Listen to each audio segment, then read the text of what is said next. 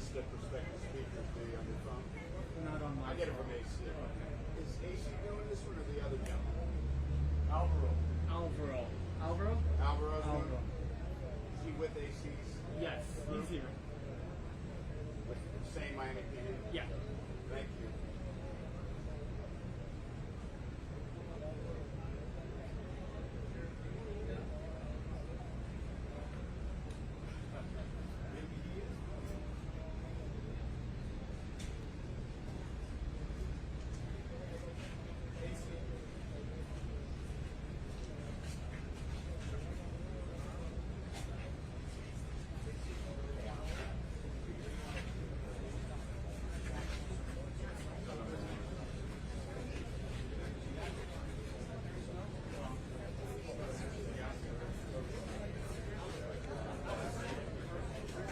Thanks, Alvaro.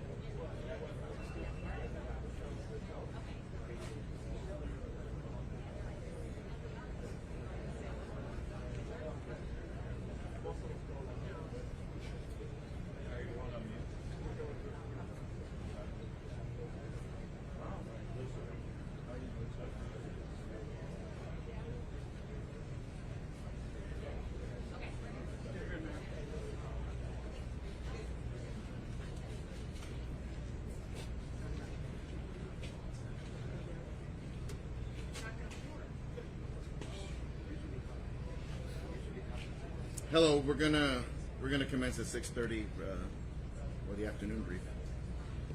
To open it up, we're gonna go with the speakers, English and Spanish for those that weren't here this afternoon. We're gonna have the Creole translator and then go into questions and answers. To open it up, we have the Miami-Dade County Mayor, Honorable Daniela Levine Cava. Thank you, sir.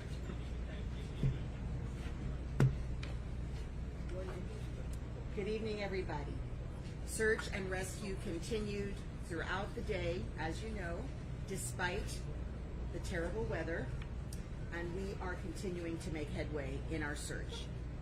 Since our last briefing, very unfortunately, one additional victim was recovered. So the number of deceased is now at 12, and this number of accounted for is 125. We had previously included the number of deceased in the accounted number, but for clarity moving forward, we will be providing you with three separate numbers: the deceased, the accounted, and the unaccounted. The number of unaccounted is now 149. And over the past few days, we've been conducting an audit of our list of missing persons, and we've been working to verify and remove duplicates wherever possible. I hope you can understand we're getting this information from lots of different sources and often not complete, so it's very important that we go through to cull the list. So our detectives are working around the clock to get in touch with all of those who've been identified and then reaching out to provide information to verify the reports. So we will be producing a more accurate, finalized number and getting it to you. It's important to keep in mind that we receive information from many different sources. For example, multiple family members might call in about the same person, or family members might provide both English name and Hebrew name of a loved one. And some people are reporting in person, and some are calling from overseas. Some are distant friends of those who are missing. So we're getting all kinds of information from all these different sources, and sometimes we only get a name or an apartment number. Sometimes we don't have both. So we're sifting through all of this information to determine which of these reports are in fact new and which are duplicates, and this is a slow and methodical process. So we ask you to be patient as we continue this audit. And I want to continue to stress, as we have done all along, that these numbers are very fluid and they continue to change. In terms of the work that we're doing to support the families, we have now fully opened our expanded Family Assistance Center, and we have 3 psychotrauma therapists on the site, along with all of the services we continue to provide, over 20 different organizations involved. We have been overwhelmed with the generosity of people throughout this community and the entire world. So many generous offers of assistance and support, and we want to urge those who want to support these families and this effort to please donate at one of the available on the web sites. We have Support Surfside and United Way, Operation Helping Hands. There are also volunteer opportunities available, and many have contacted us about that. You can make a contribution and sign up to volunteer at miamidade.gov/emergency. So that is a site that combines all of the different resources for people who want to help. Our first responders, who are the focus of our attention as they continue around the clock on this mound, are continuing the brave and very, very difficult task, putting themselves in danger. It is their life's work to search for people alive in circumstances such as this, and they are truly the best in the world, and we truly have all of the help that we need, and they have been working non-stop, as you know, for nearly 6 days. So please pray for them and their families, and join us with support and donations and volunteering as you're able. Buenas tardes a todos. La misión de búsqueda y rescate ha continuado durante todo el día, a pesar del clima intermitente, la lluvia, y seguimos avanzando en nuestra búsqueda. Desde nuestra última sesión aquí, se recuperó una víctima más. El número de fallecidos ahora es 12. El número contabilizado es 125. Anteriormente incluíamos el número de fallecidos en el número contabilizado, pero para mayor claridad le proporcionaremos 3 números separados en el futuro: fallecido, contabilizado y no contabilizado. El número de desaparecidos ahora es 149. Durante los últimos días hemos estado realizando una auditoría de nuestra lista de personas desaparecidas y trabajando para verificar y eliminar duplicados siempre que sea posible. Nuestros detectives trabajan las 24 horas del día para ponerse en contacto con quienes se acercan a proporcionar información para verificar los informes.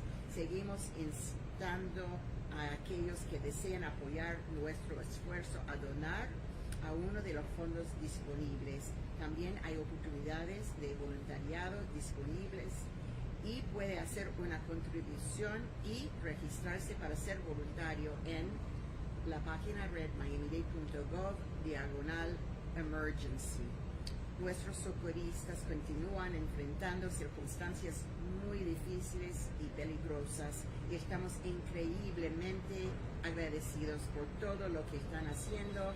Estos hombres y mujeres son realmente los mejores del mundo y lo que hacen es el mejor. Estamos con las personas que necesitamos y no necesitamos más ayuda ahora en la búsqueda y rescate. Oremos por ellos y por nuestras familias. Gracias. Gracias a todos.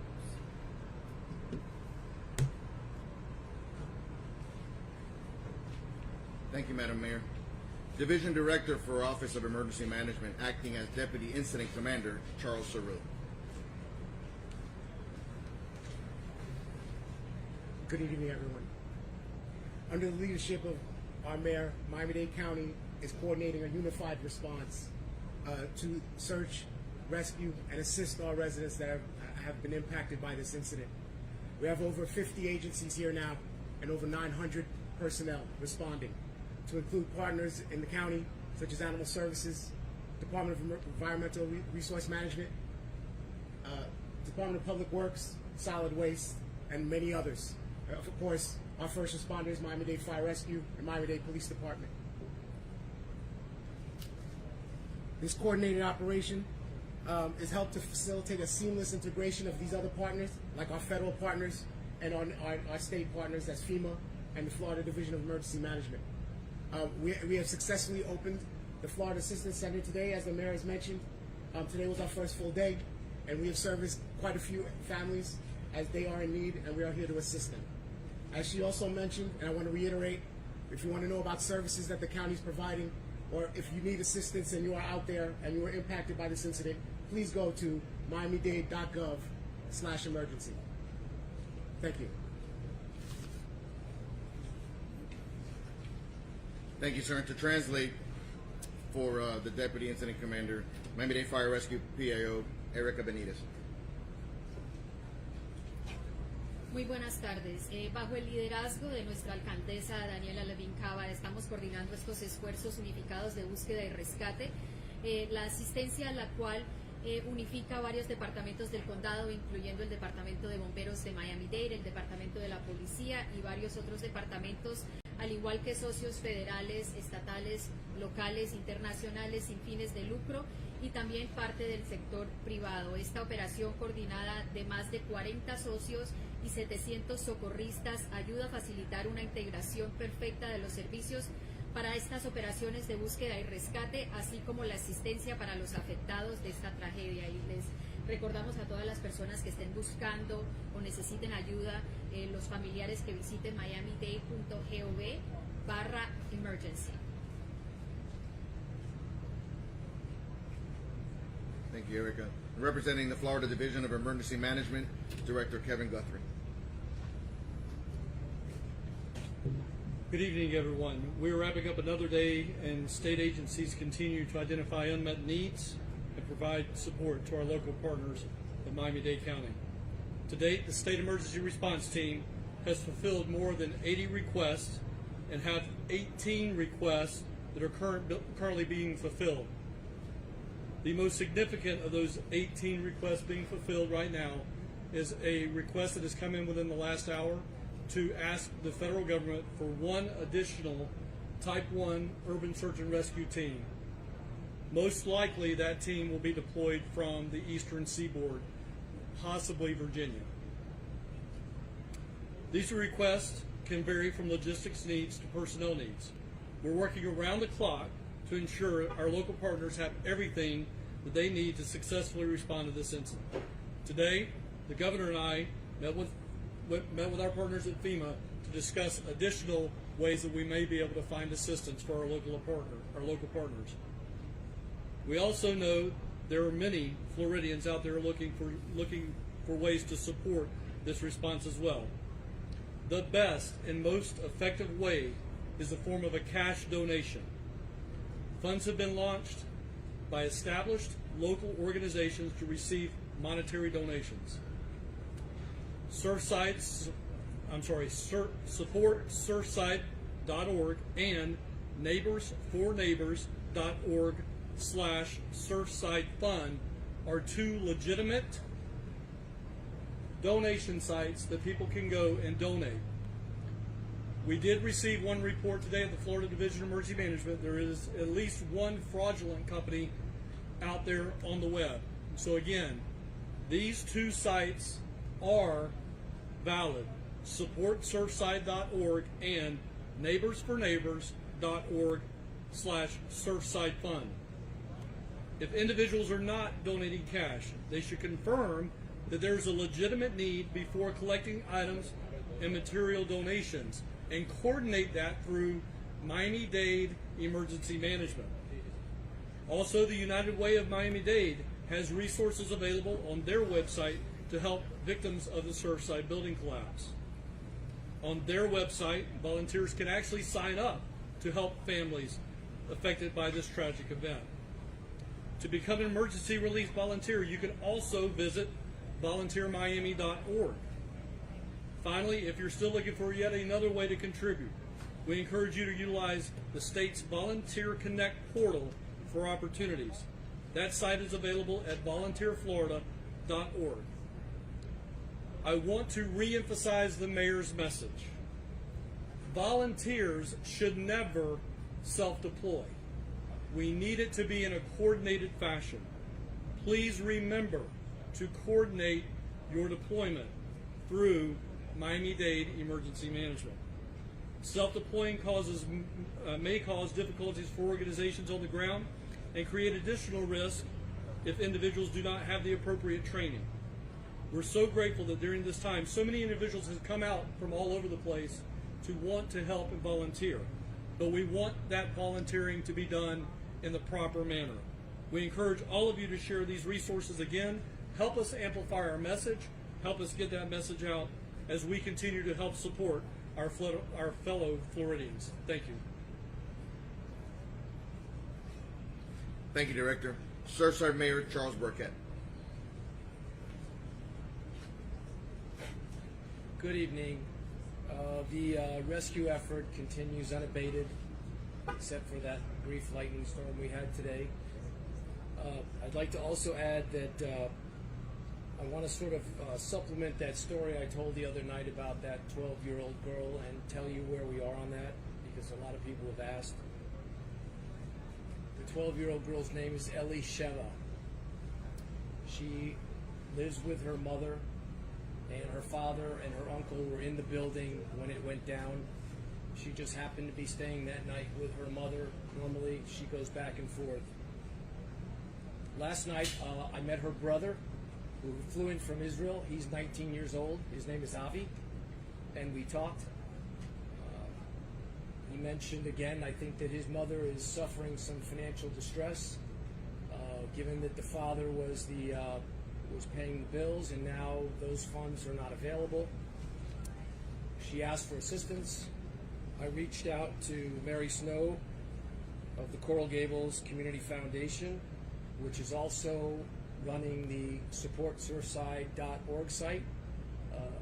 The good news is we now have $1.9 million raised so far at the supportsurfside.org site. We have already funded a handful of nonprofits and dozens of needy families. It's working. Your donations are having an impact. When people ask, there's not the red tape that you would normally expect. We're all working for all those families that are in need, and I'm excited that the system is working well. Thank you, Mayor Cava. Thank you for everything you and Dade County are doing. We're grateful.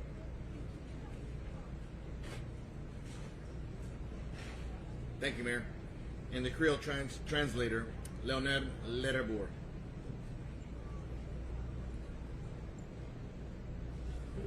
Bonjour tout le monde. Depuis nous te parlé aujourd'hui, nous te gagné l'autre monde qui a ajouté dans la catégorie monde qui mourir. pendant que nous cherchons toujours à continuer pour nous voir si nous sommes capables de joindre des gens qui sont encore vivants. Pour le moment, quantité de monde que encore compté qu'il a toujours, il y a 125, monde que vous comptez que nous pouvons rejoindre, c'est 149. À partir de Kounia, on a trois catégories de monde par rapport à ça nous avons fait dans le jour qui sont passés. On a quantité de monde que nous joignons, quantité de monde que nous pas joignons, avec quantité de monde qui mourent. Il y a un audit que nous allons faire qui pourra permettre que nous nettoyions la liste de monde que nous pas voyons. Et la liste va permettre que nous enlevions les noms qui dupliquent dans la liste. Pour le moment, nous permettons tout que les gens qui veulent faire volontariat capables de participer comme volontaire. Là, ça est capable de venir dans un site internet que nous allons faire, qui c'est Miami-Dade.gov volunteer. Donc, Miami-Dade.gov volunteer. Merci. Thank you, sir. We're going to open for questions, and again, we will ask you to do it in an orderly fashion until you're selected upon, and then we move on. Sir? Thank you. Mayor and the state, just for clarification, first of all, you said no more resources were needed, but a request has been made for another group of social justice. Can you clarify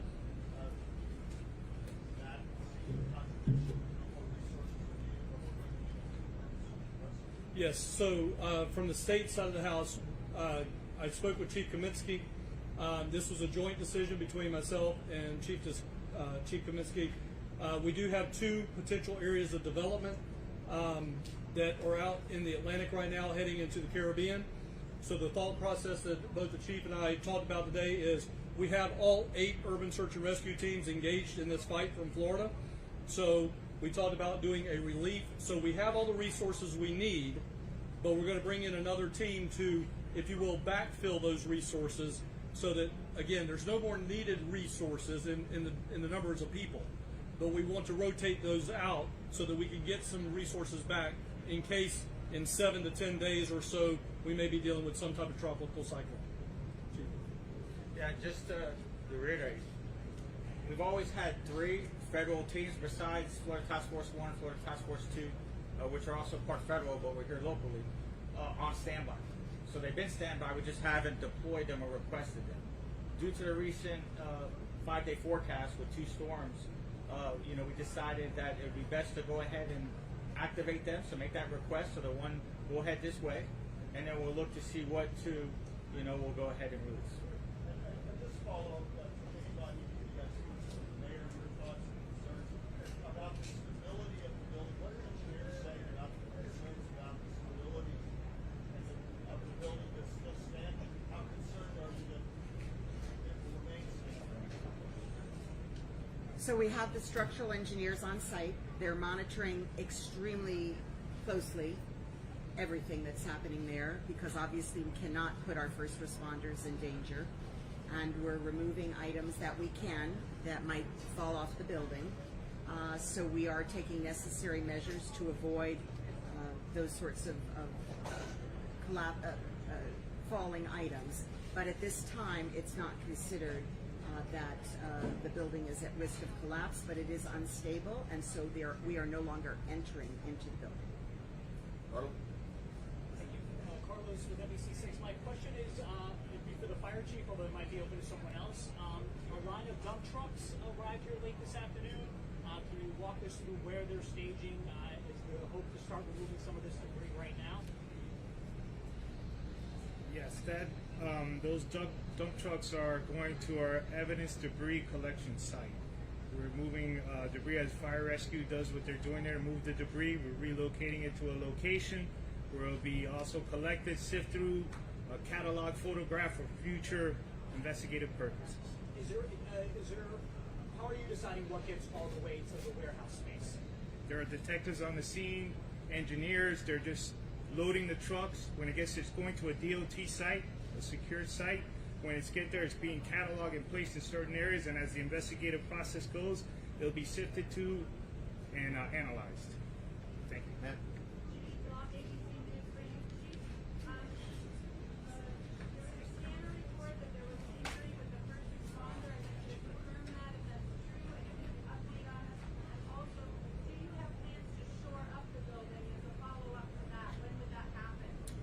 Yes, for the first question, in regards to our fire rescue personnel, we did have one individual that appeared to have dehydration. So yes, they were transported to be further evaluated in stable condition. In regards to the building, yes, I mean that's definitely a concern. This whole scene that we're working on, I can't emphasize enough, the dangers that we're encountering. So we're definitely been monitoring throughout. Our USAR teams have structural engineers. We had several other engineers on site evaluating as well, and we're constantly monitoring. So they're planning to shore up before these storms potentially arrive? No, well, that I can't comment. I mean, I think it'd be difficult in that sense right now. Again, our primary focus is our rescue efforts. Corner over here, man.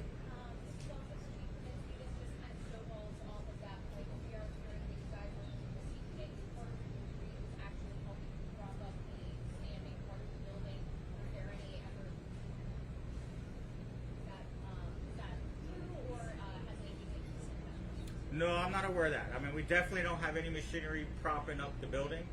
We have a zone that we're making sure we're staying, a certain distance from the building. Well, the debris that's there, we're leaving, yes. I mean, we are leaving that there just in regards to, again, the concerns with the structural integrity of the building. That's why, as the mayor stated, we will not make any other entries into that building, and we'll definitely monitor it. And yes, that's why we're not clearing out that area. Spanish over here. Okay, my question is for the Miami-Dade Fire Department, Erika, en español. Erika, quisiéramos saber qué están haciendo para rescatar a las personas que quizá quedaron atrapadas en el edificio de los dueños. La pregunta es qué estamos haciendo para rescatar a las personas que están...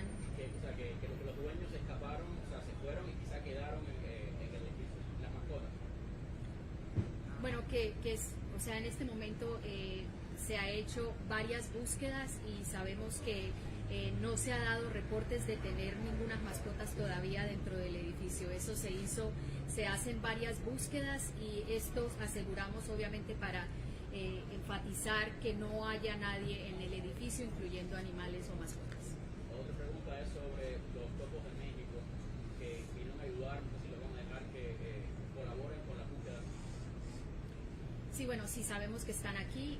Nosotros tenemos todos los recursos necesarios en este momento, pero ellos se incorporarán vamos a tener la necesidad de incorporarlos.